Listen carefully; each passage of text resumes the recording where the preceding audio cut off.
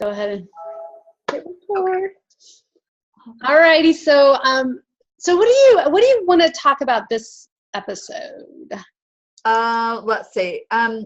So I was thinking that I was on a podcast recently as a podcast guest. Really good. Have you talked to, what's his name? Paul Watts yet? Paul Watts. No. Is he good? Oh yeah, he's got a great setup. I've listened to the broadcast. Of course he's British. He's got a great accent and everything, but his podcast is Sales Reinvented. He wants to reverse the image of negative sales and negative salespeople and really add integrity to the profession. And you need to talk to him. You need to be on a show. So I need to make sure I send him an email. I'm surprised no one said that you need to talk to the Irreverent Sales Girl yet. He's our kind of guy. It sounds like he's bringing a dash of dignity to the art of selling. Very, very, very much aligned. Well, he asked me a question. And he actually asked me two questions. One of them was kind of funny. He said, what did you want to be when you grew up? And I said, awesome. I want to be awesome, which I don't think he was expecting. But he asked me another, exactly, thank you. He asked me, what do I wish that I knew now when I'd started selling? And so I'm going to answer that question. And I want to ask you the same question. Wow. Yeah. I'm glad you gave me a heads up on that one. Thank you. That was very kind. What do I wish I knew? Oh my God. Okay, that's good. Wow, that must have been, did you know that question was coming? Yeah, I did. I knew that ahead of time. Yeah. Oh, good for you. Because wow, I can't wait to hear your answer. All right. Good. I love it. Paul Watts, Sales Reinvented. Okay. What else do you want to talk about? Anything that should we have a Girl Scout cookies update? We can do that. Sure. That sounds good. We just picked them up. We're in the middle of selling them right now. We have a booth starting this weekend. Okay, cool.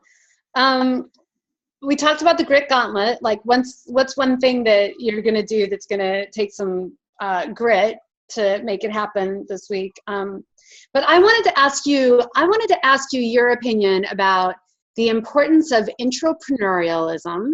Oh, that's it.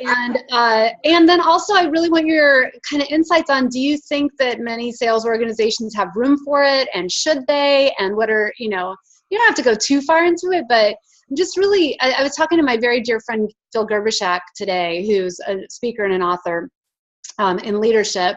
And he was talking about entrepreneurialism, and it just got my wheels spinning about how appropriate that is to, bring to a sales team, but how many organizations I think are really afraid of inspiring people to be entrepreneurs. And, then to use the concept that I like, which is, how do you unleash your salespeople to use their natural genius? So I thought I really wanted to get your ideas about entrepreneurialism and how you do that well.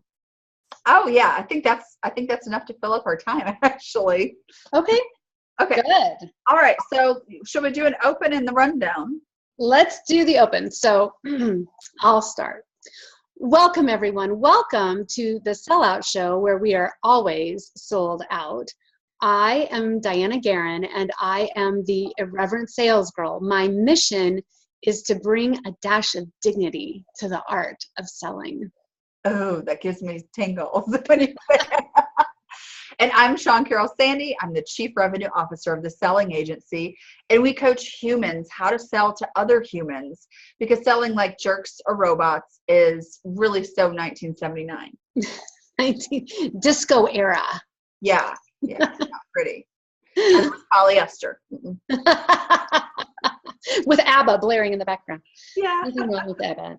Yeah. All right. So what's on the docket today? Okay. So today's show, I have a question for you. This was a question I answered in a podcast. And so I want to get your take on what do you wish you knew then that you know now when you first started selling? So what do you know now that you would have liked to have said, hey, Dianna, come here a little closer when you first started selling? I've thought about my answer, and so I want to share mine, and I want to get yours. So that's what and I want to hear about that podcast. It sounds like this is a really great guide that people should know about. I think so. I think he lines up very well with what we're doing, and especially with your tagline and your mission. Absolutely. All right, what you got?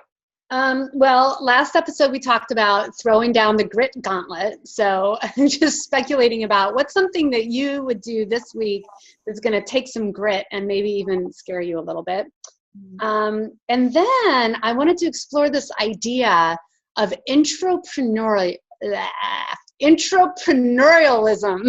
the opposite of, not the opposite, but yeah, so intrapreneurs, and can sales teams handle them, and what's important about them and what's scary about them. So that's what I wanted to explore today. Excellent. All right. Well, Let's start with your podcast. Tell me who was your podcast? How did you get it set up? What's he all about? Is it boring? Is this podcast boring? No, his name is Paul Watts, and his podcast is Sales Reinvented. And he launched, I think, at the end of last year. And so he's interviewing sales professionals. And really his mission is much like yours, which is to bring a dash of integrity to the art of selling. His is to essentially reverse the negative stereotype around selling and bring, the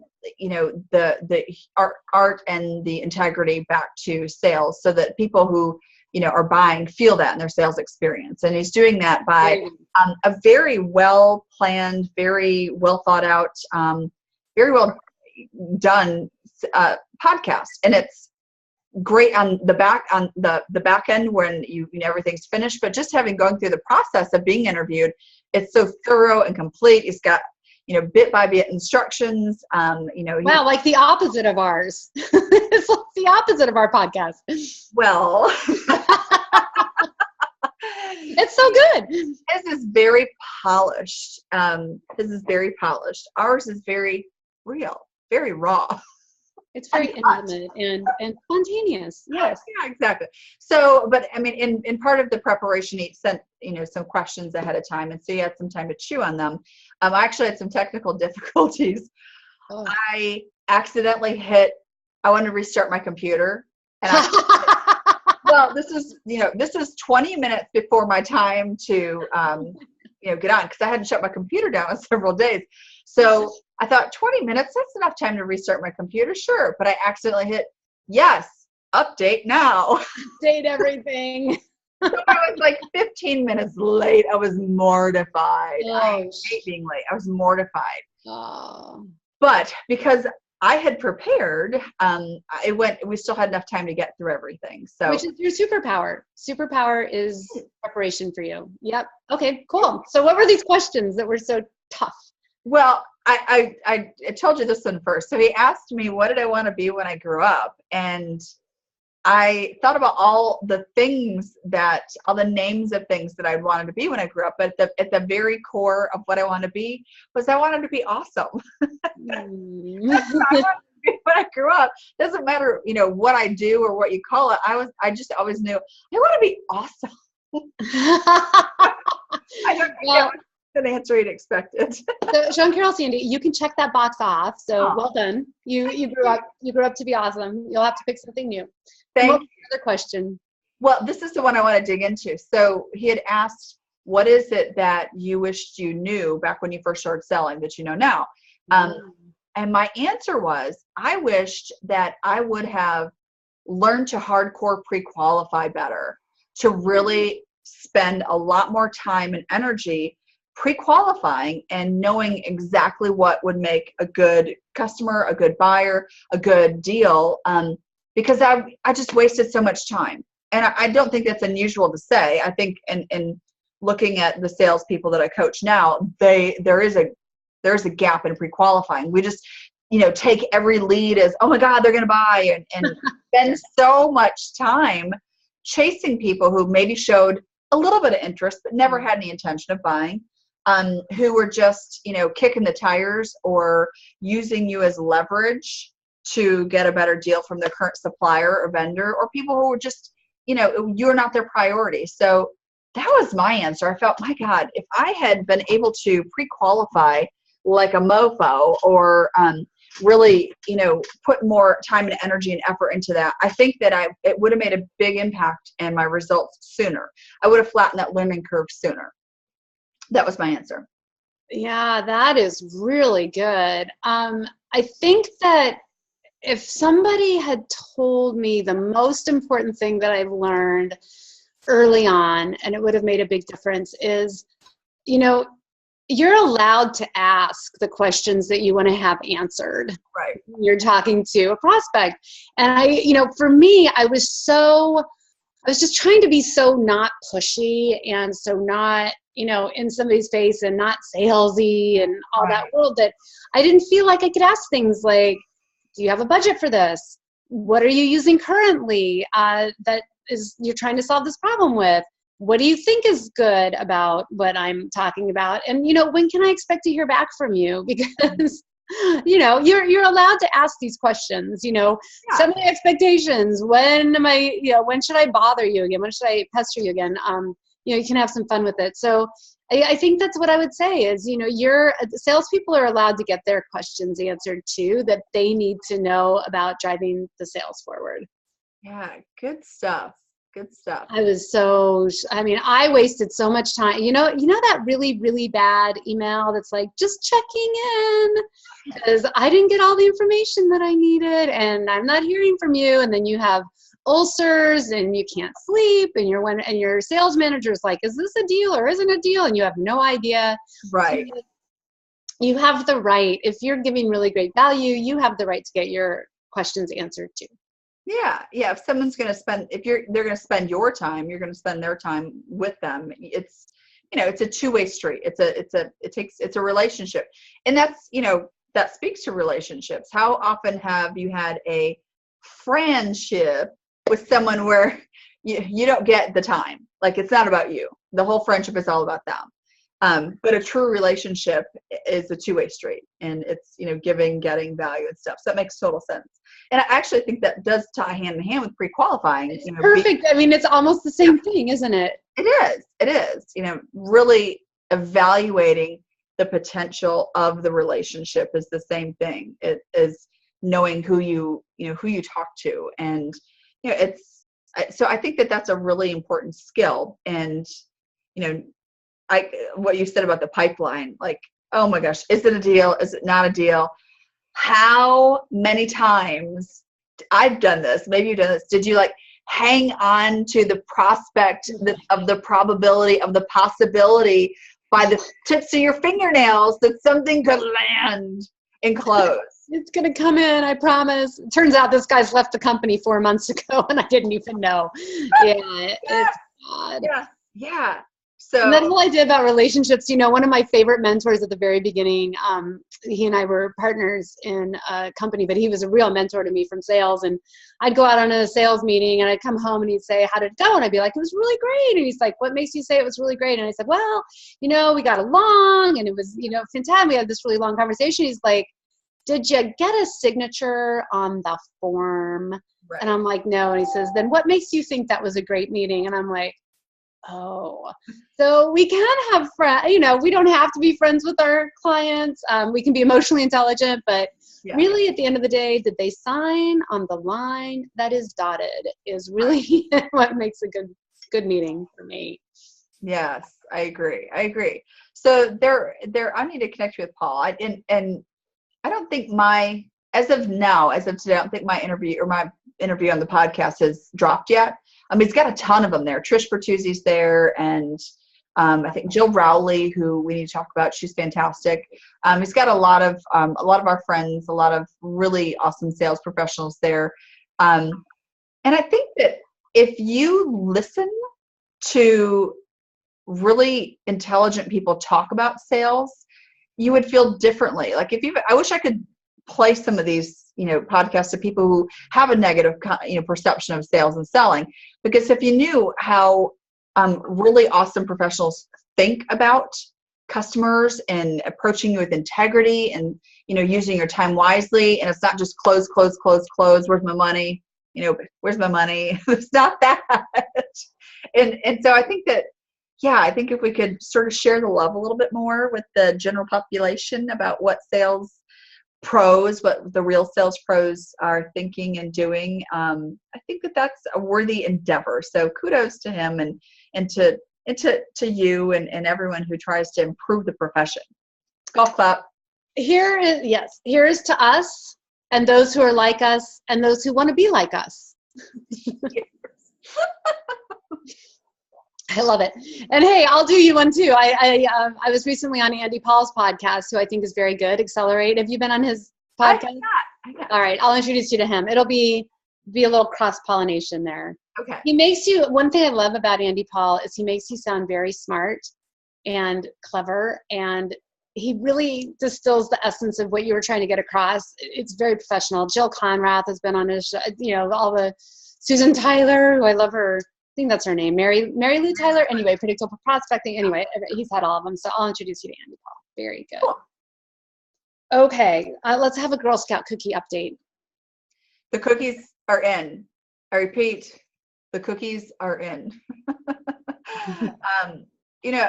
Kudos to the Girl Scouts. My God, what an operation to, in essentially 3 days, unload inventory and process. Let's see. I don't know how many. I know that in like where I live in our service unit, we probably have 13 troops. Multiply that times about 10, maybe another 13. And that's how many troops that they have to process cookies for just in this one service unit. That's not the entire country. So it's quite the production to get cookies in the hands of people.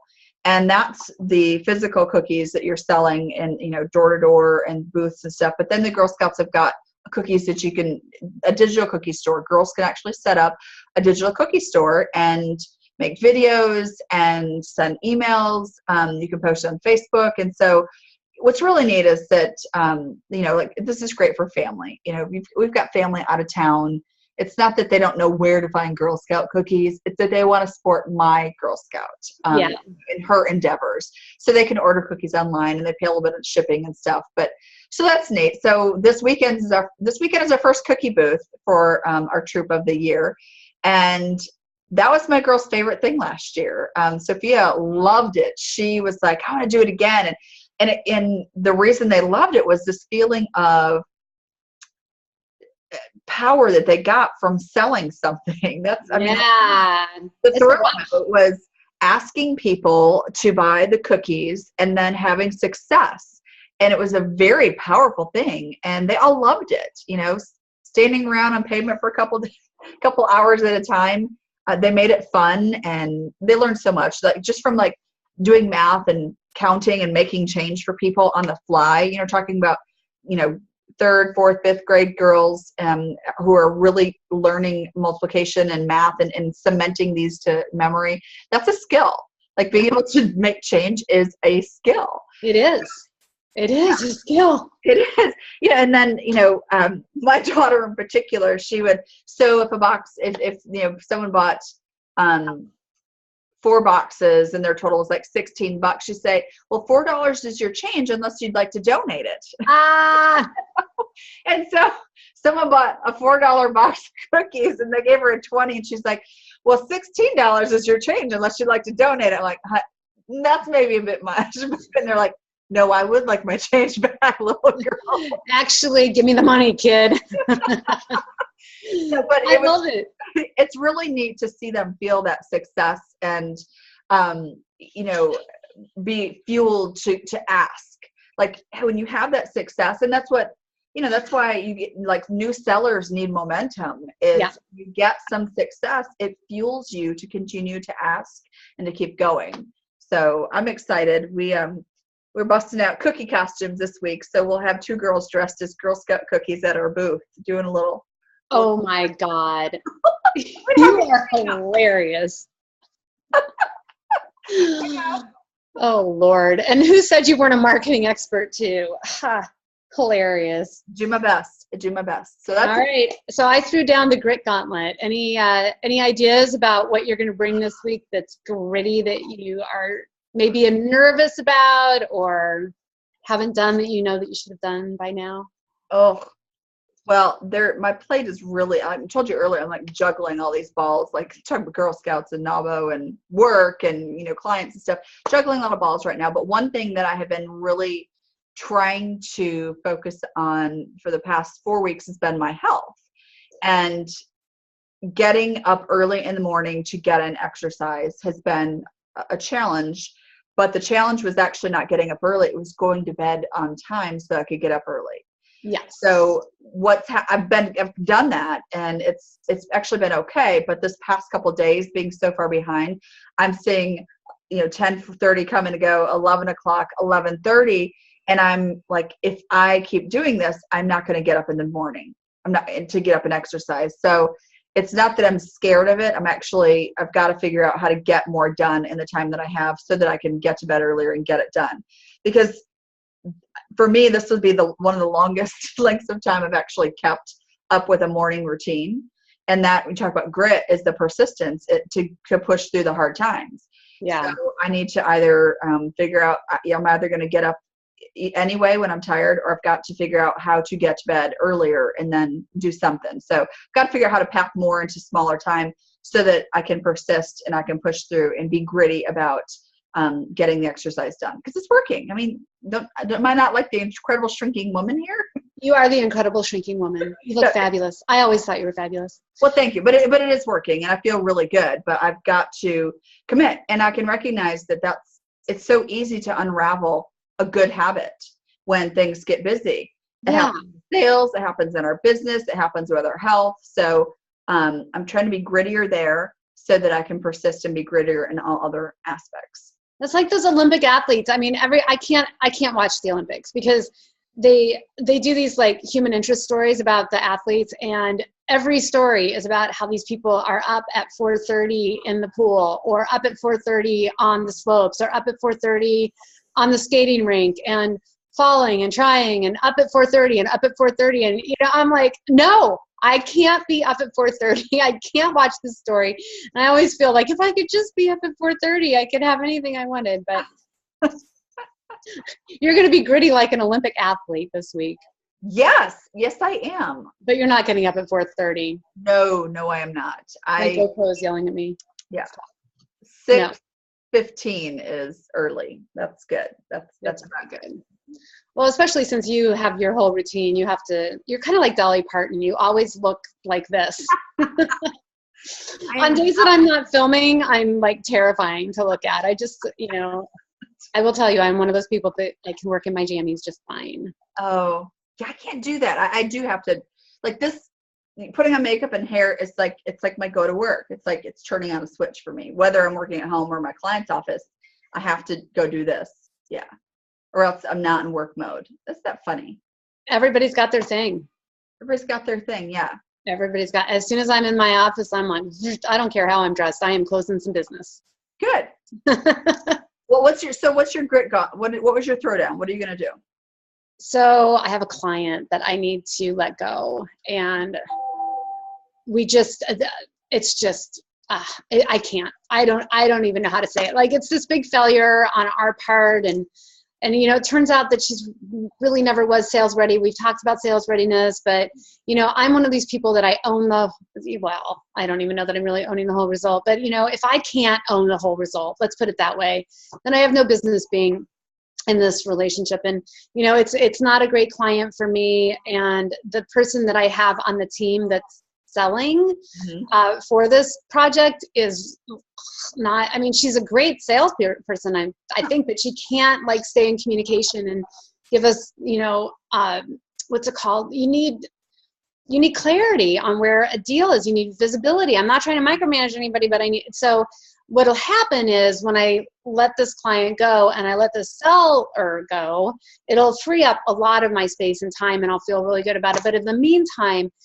saying those words of letting somebody go and doing it well and doing it professionally and feeling like I'm leaving them with as much as I possibly can to have the next phase work for them from a financial standpoint. And then also I haven't been able to sell this person's product, and they have a short runway. They need to find somebody who can. And fortunately, I did have the hard conversation with the person that referred the client to me, because that's always really scary. Somebody refers a client to you and you're like, it's not working. And I had to have that conversation and say, I'm so embarrassed, but it's not working. And she gave me all sorts of visibility into the back end of why it's probably not. And she gave me permission.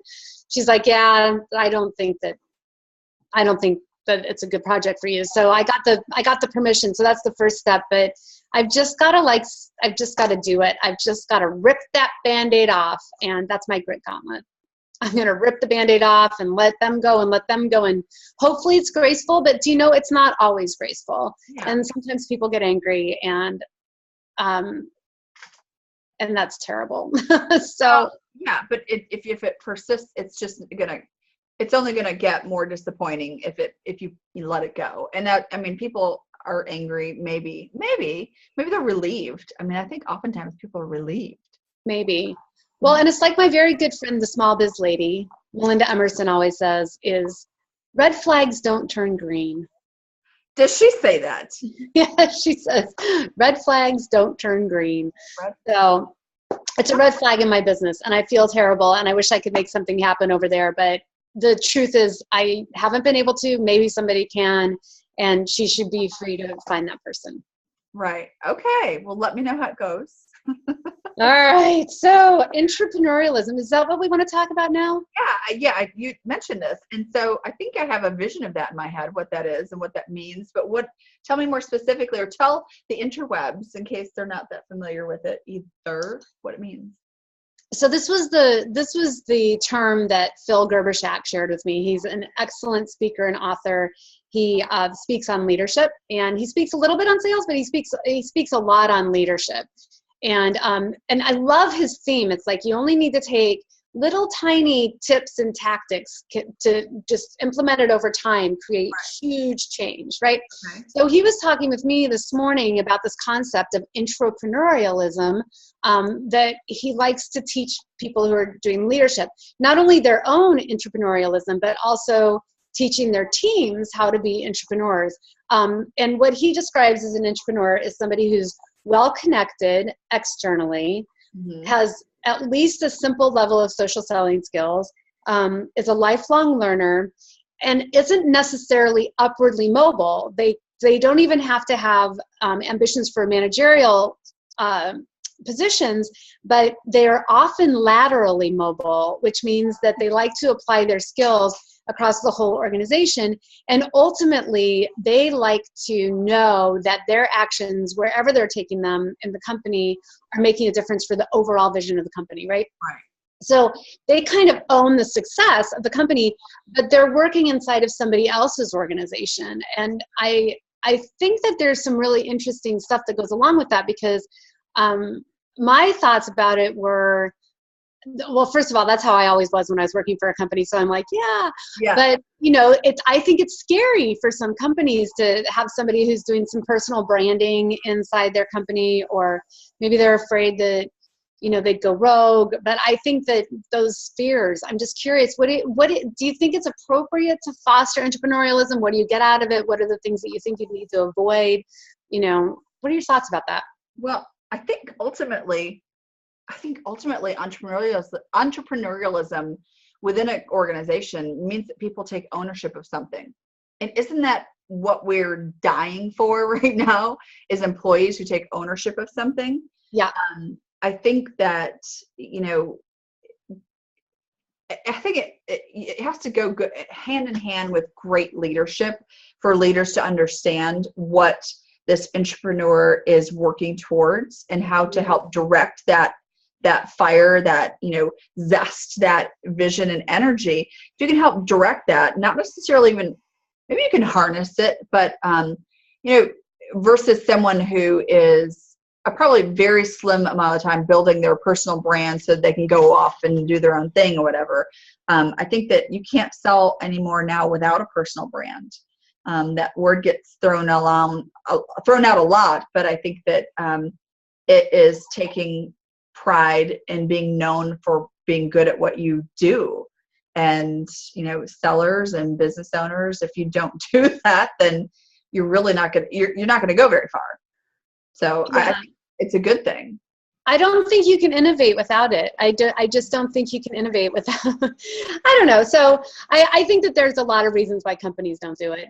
I think that it's scary to have people doing things their own way, right. Or, trusting that somebody is going to own their results and not trash your company. But I think it takes a very mature company to sort of deal with a good entrepreneur. And I think it's definitely demonstrated by if your company is giving you a lot of personal development training or the opportunities to, go do personal, professional development kinds of activities.